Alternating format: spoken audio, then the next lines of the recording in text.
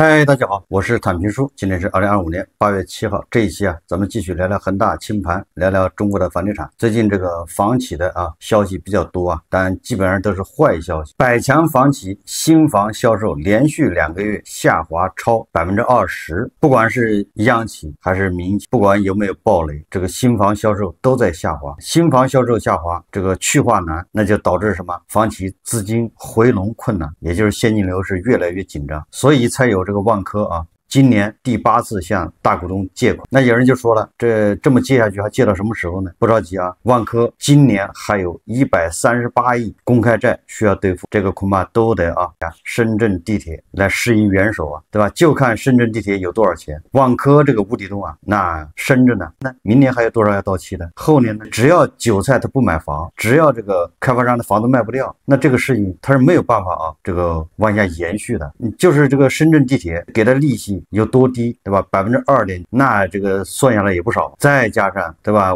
万科开发的房子在手上卖不掉，万科自己持有的物业在贬值，因为房价在跌嘛，对吧？一边是巨额亏损要计提坏账，一边是高额的这个银行利息在滚动。也就是说大家记住了，现金流你是扛住了，暂时没断，靠大股东借款，但是你净资产马上就是负的了。你这么耗下去，靠输血活着，终究不是长久之计。所以我一直说能救开发商的只有韭菜这个七大姑八大姨的借钱，慷慨解囊，奋不顾身冲向楼市这样的话，这些在 ICU 的开发商说不定能活下来。有专家建议政府呢收除100万套房子。我看这个专家这个说法在网上已经引起这个群情激愤了，说明什么？说明现在韭菜不好糊弄了，韭菜都已经明白这个道理。所以说来说去只要韭菜不出手，你很难说这个什么楼市见底，房价见底。而且你照搬照抄任何一个国家的经验都没用，对吧？你照日本的经验，日本是30年，你照美国的经验，美国是6年，什么澳大利亚是几年，加拿大是几年，没有用。所以这些专家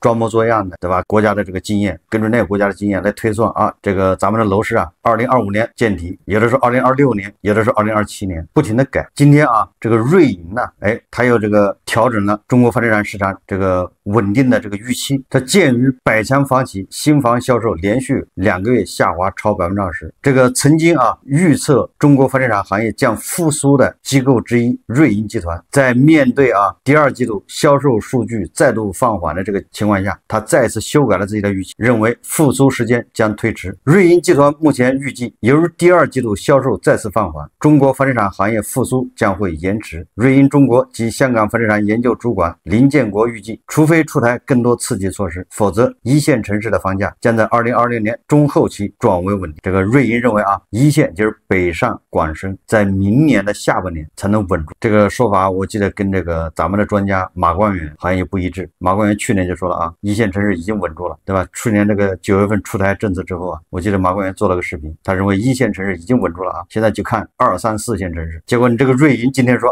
2026年下半年一线城市才能稳着，你这一差2年呢，不知道谁说的对认为房地产投资信托基金是市场的一个亮点，并建议股票投资者在开发商将其购物中心分拆为中国房地产投资信托基金时，寻找潜在的上涨空间，就是让投资者去接盘，这不是扯吗？这些海外的机构我刚才已经说了，它无论套用哪个国家的数据，都属于刻舟求剑。现在聊房价见底还早着呢。今天媒体报道这个房产专家又发表意见了，说专家说百姓感觉越存钱越缺钱的原因在于房价缩水蒸发120万亿。这个确实是就是韭菜越来越觉得缺钱，这是一个大家的比较这个达成一致的一种认知一种感觉，对吧？赚钱越来越难，存钱也越来越难了。但专家认为这个老百姓感觉越存钱越缺钱，原因是房价缩水120万亿导致的。原中房集团董事长孟晓苏认为，中国居民储蓄率高达45%，即每100元收入中会有45元被存入银行。连续3年居民新增银行存款总计达48.8万元亿元了，48.8万亿就是50万亿，连续3年就每年都增加50万亿的存款。即便拥有如此庞大的存款规模，老百姓仍感觉手头拮据。他说，有这么多钱，为什么老百姓感觉没钱呢？原因在于房价缩水导致居民财富蒸发了120万亿，老百姓省吃俭用积攒下来的钱，仅为房价缩水金额的1/3，这就形成了越存钱越觉得缺钱的现象。专家说的啊，我觉得他说的现象是这个现象，但是这个原因吗？就是老百姓觉得手头拮据和这个房价下跌，这个资产缩水，那肯定是有关系的。你不能说没关系，很多韭菜，很多牛马，对吧？这个加杠杆买了一套房，结果买在高位，这房价已经跌了1/3了。现在他对吧又要失业，他可不手头拮据吗？他得攒钱准备还按揭贷款，完了之后他还得担心啊，2年以后失业了，他现在都多攒一点。但是你看现在这个行情是不是降薪裁员是主流，对吧？给你加薪的非常少，所以说这个韭菜会感觉到手头拮据，这很正常啊，这确实是跟房价下跌有关系。但问题是，这个韭菜觉得手头拮据，那都是房价下跌导致的吗？它不是啊，因为它这里面有好多概念混淆了。比如说每年啊新增银行的存款是50万亿，这50万亿是谁存的？这个要搞清楚。这50万亿都是对吧？马云、马化腾他们存的，韭菜就没存多少。所以你不能说啊，这边存款越来越多，为什么韭菜感觉手头越来越拮据呢？因为那存款不是韭菜的，对吧？韭菜这存个1年存个5万、8万的就已经很了不起，对吧？你不能说存款多了那都是韭菜的，那存款多了很多都是有钱人的，所以你才能看到上海那个5000万一套的房子，日光啊，20万1平米的房子被人抢。所以说啊，你不要看到这个银行的存款在增加你就高兴，对吧？这个存款大部分都是那个1%甚至是5%的那个家庭增加的啊，韭菜并没有增加多少，但是房价下跌，韭菜承担了，所以表象就是银行的存款越来越多，韭菜越来越觉得手上没钱啊。第二个原因是什么？第二个原因确实啊，搁往常经济好的时候，韭菜的就会加杠杆，也就是啊，现在花的是明年的钱或者后年的钱，大家敢花，因为我就认为我明年后年会更好，对吧？经济往上走的时候都这种心态，所以他敢花，敢加杠杆。那现在呢，大家都在去杠杆，不敢借钱花，所以手头拮据，不仅不借钱花，反而把贷款都要还掉，拼命的节约钱去还贷款，去杠杆。这个咱们的居民财富70%在房子上面，所以房子一缩水，大家都有损失，这很正常，确实是这样。这个账面财富缩水了120万亿，你不管你愿意不愿意，人均缩水8万块。我们再看一个骗局啊，这是1818环境眼报道说，70老人被大帅哥忽悠买下海景房。吴阿姨70多岁，住在宁波什么鄞州区啊。她说前阵子去妹妹家做客，碰巧一个中介来电，邀请他们去山东买房。据说到了那边后，服务老年女性的都是大帅哥，服务老年男性的都是大美女。最后吴阿姨花37万认购一套房子，她事后觉得被洗脑了。大家看视频啊。吴阿姨70多岁，住在宁波鄞州区。她说前阵子去妹妹家做客，碰巧一个中介来电，邀请他们去山东买房。妹妹说了，我个地我是已经打2、3年了，这个又没起大，跟我回来，个起大2004年了。我老公呢刚刚啊就生病走了以后呢，我心情一直不好。我想你去散散心，加个几万你去开退气，实在也有点退休便利哦，从家便利。要不花钱吗？他这个200块，包什么呢？才包了200块。去之前了，他们是这样说的：有个开了房子喜欢你可以买，不喜欢可以不买。2月28号，吴阿姨坐飞机来到了山东海洋，这是一个滨海城市。她说，落地后就被带着一直不停地看房。非常的热情，我妈回来跟我阐述的就是，到了那边啊，山东大帅哥1米8的，所有的女士去的都是帅哥服务啊，老年人男的去的都是美女服务啊，是吧？10颗鸡蛋都给你剥好。没打算买房子，我钱也没带，银行卡都拿出。哦，他们说方法是很多嘞，我一看你是，等于有16个女人上哦，侬跟侬有知己的女人哦，侬跟这叫宁波人买房子，宁波的买房子都是女人说了算的。男人靠边站，我要通过阿拉小人哦，要商量，跟侬好不商量，搿钞票是哪个东西呢？跟我商量说跟侬财产比就他羞涩啊，他们还说这里房子要新建的，搿是黄金地段，导致我把这了讲了糊里糊涂的，我人也心里踏实了。我参加了那家热情我陪我的思想，我好像不得着了嘛，应该好像高头家了不高哦，阿拉宁波人讲起来应该好像理亏高。吴阿姨在山东待了3天，最后认购了盛誉旅居海岸小区的一套毛坯房，将近50平米，总价37万元。地图上这个小区就在海边。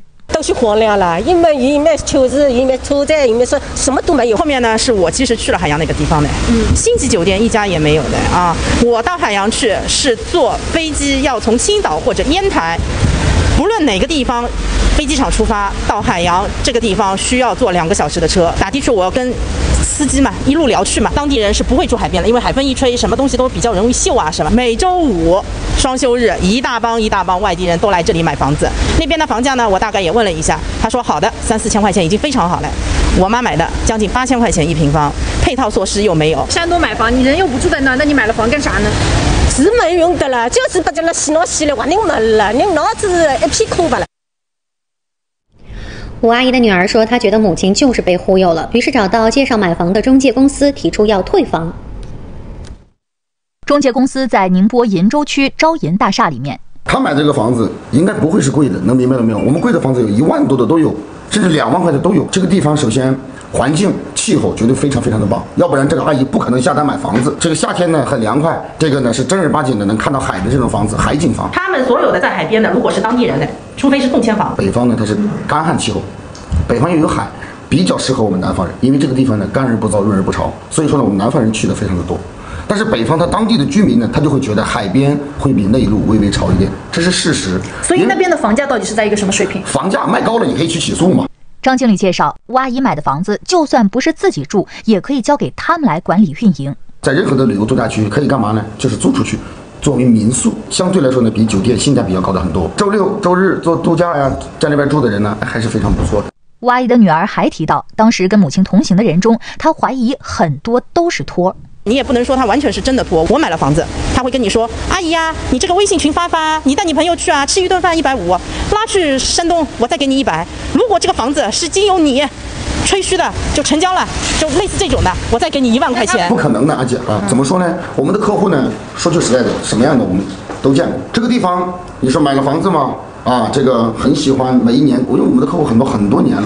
那作为客人来讲，做生意嘛，那我们平常的话呢，比如说，海洋这个地方，而且水果很好，它是一个物产很丰富的地方。没事，我们给人家带点水果呀，这个送点小礼物啊，对不对？那我们肯定也会这样一句话呀，有朋友给小伙子介绍。这种骗局不就天天晚上的吗？山东那个海边上那个海景房都成了鬼城了的，对吧？这个叫什么？别墅靠海，走路拄拐。实际上我倒是觉得啊，我现在看了一下所有的骗局里面，像这种让他花37万买套房子的，这个我觉得现在严格意义上都不叫骗局了，这叫温柔一刀。毕竟还有个房子在嘛，没有倾家荡产，不像那个什么资金盘、P2P 什么的，你啥也不见了，骨灰都没了，对吧？人家就盯着你本金的，你这个好歹人家还有个海景房，你还能住。所以说啊，骗你买房的人还不算是最可恶的人。要万一过10年，这海景房吃香，保不齐人家赚钱了，对吧？你还得感谢这些骗子。我们再聊聊这个法拍房啊，昨天那个专家建议啊，政府出面买100万套房，其中主要是法拍房啊，在这个法拍市场把房子一拖一接，房价就稳住了，问题就解决。这个我看今天媒体报道啊，说这个上半年法拍房大数据出炉，成交量达8.36万套，同比增长27.6%。8月5日说，瑞联数科发布的2025年上半年全国法拍市场大数据分析报告显示啊，2025年上半年全国房地产司法拍卖市场继续处于结构性出清阶段，挂牌与成交总量维持高位，成交率略有回升，但资产价格继续承压。上半年供给端在经历2024年集中释放后，整体进入高位震荡区间，全国挂牌量达57.66万套，同比增长18.8%，环比下降8.14%，成交量达8.36万套，同比大幅增长27.6%，环比下降4.4%。在政策托底及部分资产折价幅度扩大的背景下，市场去化动能有所修复。从成交率来看，2025年上半年为14.5%，较去年同期回升1个百分点。虽仍处于历史低位，但边际改善趋势较为明确。也就是今年上半年法拍房成交比去年同期增长将近30%，一共是8万多套。关于法拍房啊，我一直是建议大家家不要去碰啊，除非你有特殊的资源，对吧？你像那个你有亮正节那种资源，对吧？你半夜可以带人，对吧？去上门啊，让人删帖，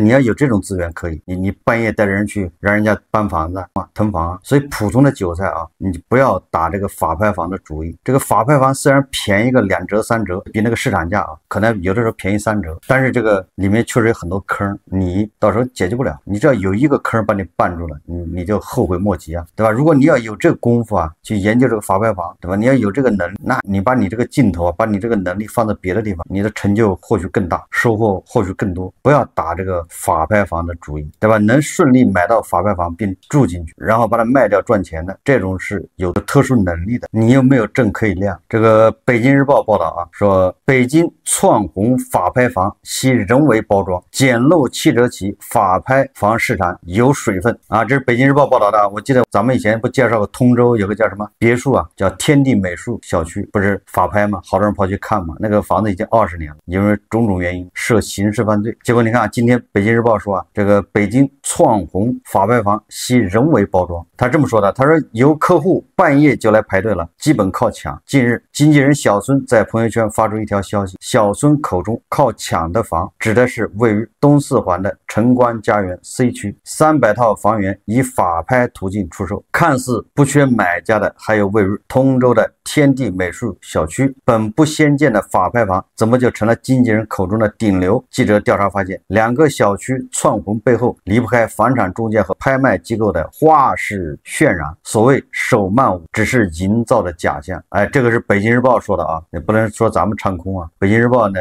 那也是喉舌里面的嫡系啊，说价格低可简陋是经纪人吸引买家的核心卖点。记者在天地美术门口看到拍卖机构在小区多处竖起易拉宝，并分发传单，7折起，开发商直拍专场，新房批量拍卖。按工作人员所说，相比市场价2万2每平米起拍价等于7折，一套房最高差价接近800万元。但记者走访发现，该小区近年来并没有过实际成交，所谓的市场价只是拍卖机构的一套报价，也就是拍卖机构自己随便说的。那地方市场价2万2，自己先假设一个市场价，然后乘以0.7啊，就是它的拍卖价。看房排队，买房靠抢，捡漏之机，窜红的法拍房有人包装。这就是北京日报的报道啊，标题：远离法拍房。作为韭菜啊，有多大能耐，对吧？吃多大的这个饭，对吧？就是有多大肚皮，你吃多少饭。最后我们再看一下啊，这个是2025年8月5号财联社报道说，上海召开夜间经济发展座谈会，将打造24小时夜上海消费新地标。据上海商务微信公众号8月5日消息，上海市4日下午召开夜间经济发展座谈会，听取10位夜间经济人气地标、夜生活好处区首席执行官代表以及9个区商务部门关于促进夜间经济发展的有关情况介绍。哎呀，说到夜经济，大家都知道啊，夜经济的核心是什么？龙头是什么？对吧？夜经济肯定形式比较多啊，餐馆、火锅，对吧？吃喝，但是它的核心是什么？是摆地摊吗？对吧？是商 KTV， 是洗浴。你没有这些，搞夜经济，谁大半夜里，对吧？是谁整那么晚？所以你看，前不久还东莞又恢复这个夜经济，现在上海也要搞夜经济，也不管它搞得成搞不成啊，也不知道，别管它什么意思，至少说明现在经济形势没办法想辙啊，搞活经济啊，要开源节流啊，对吧？只能出此下策啊。我们最后再说一下胡一静老师啊，他发了一个评论，关于这个新疆啊，有个景区的一个吊桥突然断裂，造成5人不幸遇难，24人受伤。按照胡一静的说法，因为这个新闻我没看啊，胡一静说啊，他说他查阅旧闻注意到，这座名为将军桥的吊桥2024年6月19日就曾出过事故啊，当时吊桥突然往一侧倾斜，虽未造成伤亡，但是媒体报道说桥上的人受到惊吓，有人摔倒。老胡想提醒，中国各地前些年大力新建基础设施，景区也建了很多悬空栈道和桥索，还有不少风险高的娱乐设施。经年累月之后，他们安全状态需要非常紧密的实时紧盯，对于任何有风险的劳损都要及时发现，千万不可疏忽侥幸。这种景区出现的这种突发状况啊，确实越来越多。这里面有几个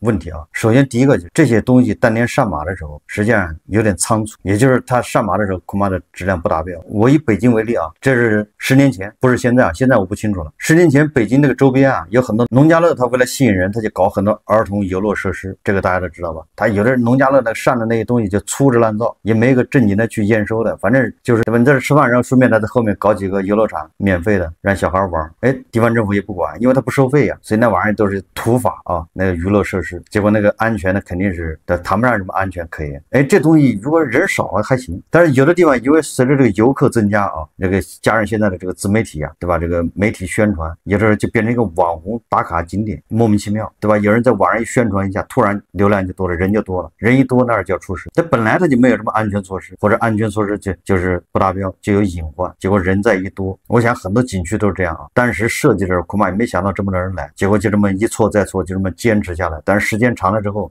又没有钱去维护，或者不愿意花钱去维修去检查，所以让这个错误啊就延续下来，越积越累，最后就酿成事故。我想这种恐怕各个地方都非常多，所以这个啊就是要求这个大家啊，如果出去玩，像这种地方尽量不要去玩，也没什么好玩的。你不知道它多少年没检修了，你不知道它当时上马的时候怎么上的马，这项目怎么上的，对吧？毕竟这个世界是个草台班子，还要自己对自己负责任，对吧？像这种桥，你就尤其是带小孩在上面晃的，这我就想到了这个东北大学那6个年轻的大学生在选矿场，那还是央企呢，谁能知道那隔山板它会掉下去啊？所以我觉得啊，我们可以呼吁啊，有关部门，对吧？要严查，要怎么样，对吧？要政府重视，要社会重视，但是那个都太远，都解决不了问题。所以我们不如要求自己啊，叫君子不立危墙之下，对吧？自己要对自己负责任。也就这种地方，我就去了，我远远看看算了。你们晃得高兴，你们晃吧，对吧？就像湖市一样，现在湖市也很热闹，那你让它热闹吧，我们就看看，对吧？这个时候你说我也进去，那就像这个吊桥一样，说不定就要断，对吧？还是自己对自己安全负责，没有办法，这就是现实所逼啊，对吧？人人都会讲，对吧？希望政府要怎么样，他做不到。好，这期节目啊，我们就聊到这，感谢大家收看。如果喜欢我的节目，会订阅转发，也可以在下方留言评论，谢谢大家。